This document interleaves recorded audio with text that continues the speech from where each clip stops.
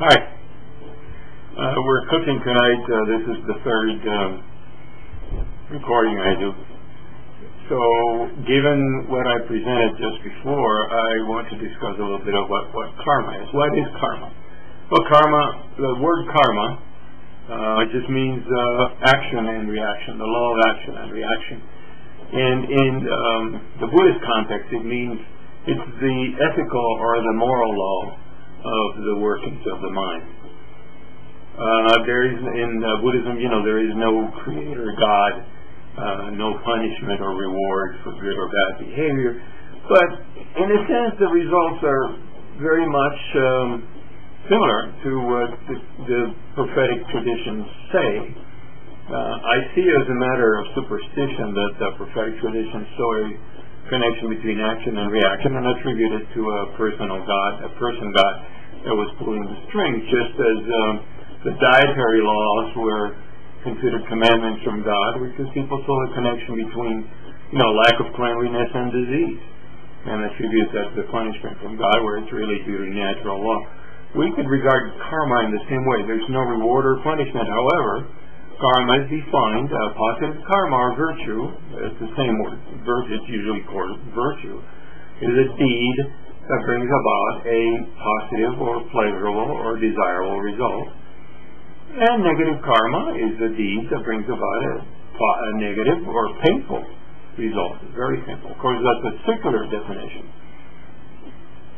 But we have help in that, we have lists of behaviors, and then we have layman vows, bodhisattva vows, tantric vows, that assist us, monk and nun vows, that assist us in behavior that protects us from misdeeds and brings gradually stability and certain security into our life through the work of good karma in this lifetime. But let's come into how does karma work? Well, first, let us talk about consciousness a little bit. I'll do this very briefly. We have, the way Buddhist psychology presents is we have the sense consciousnesses. It's like eye, ear, nose, tongue, body, mind. These are our physical organs. This, taste, touch. So there's what we call the physical organs. Then next to them put what we call the sense consciousnesses. I meant to say sense organs first. Sense organs. Of course, this is the visual organs. Then the sense consciousnesses. What those are their mental energies or mental entities that get triggered by the activity of the sense organs. So from the sense organ, light hits the eye activates it activates the visual consciousness. So the visual consciousness is mental, and what it does is it creates a little picture, a little representation of what the eye organ saw. So seeing is really not yet happening, but the eye organ picks up the image, the visual consciousness creates a little image, then that image gets fed into one mental consciousness.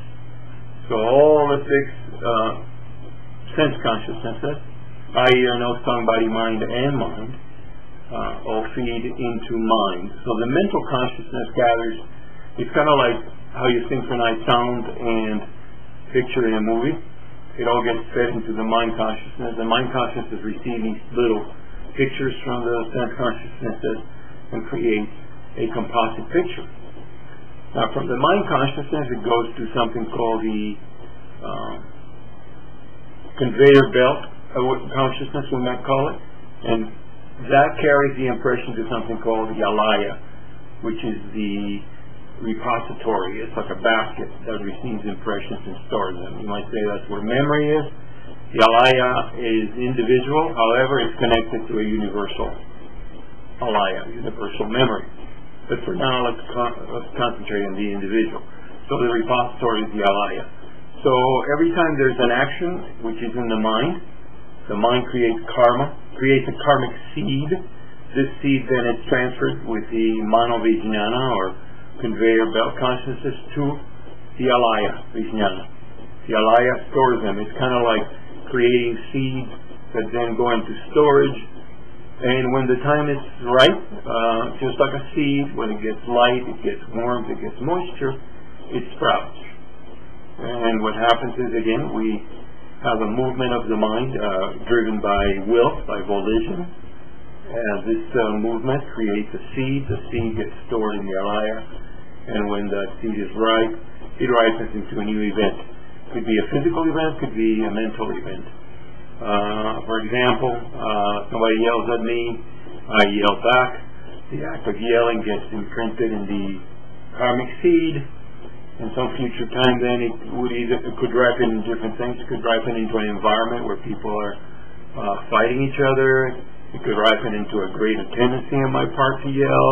It could ripen into a greater chance that somebody yell at me. It depends. It's not just one thing. And these seeds, if they don't mature in this lifetime, God gets carried through to the next lifetime. The entire personality does not, but the karmic seeds do. So that comes with you. That's why it said, what you are is what goes with you. So obviously, if we engage in purification practices, which neutralize these seeds, it's like burning them, or in virtuous practices, which create positive seeds, this can help us in this lifetime as well as in future lifetimes.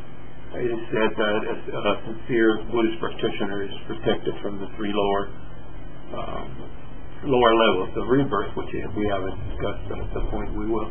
And that could be interpreted in a couple of ways. But in any case, again, karma, mental activity, volitional activity, seed is created, gets stored in the alaya, it ripens, new event.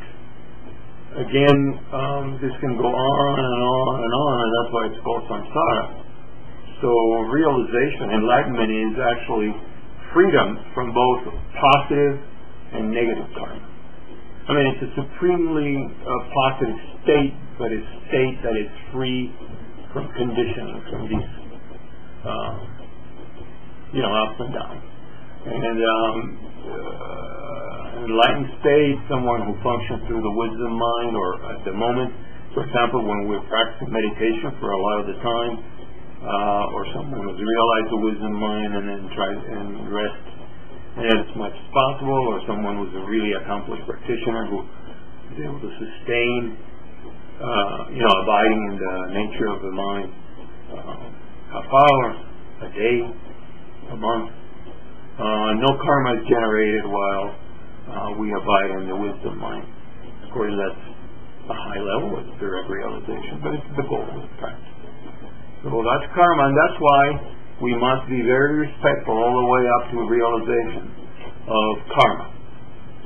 It's very important that we continue to follow virtuous practice. We continue to do purification practices such as mandala offering, confession, prayer, offerings, certain practices like chud, cutting through, very powerful, tonglen. All this clarifies our obscurations and protects us from negative karma. So it isn't like we at some point kind of glibly go, oh yeah, I've realized the nature of mind and I'm a Buddha now and I don't have to respect karma, I can go rob a bank. That would be absurd. So we must respect the relativity. So karma goes with us all the way to Buddhahood. Kashida.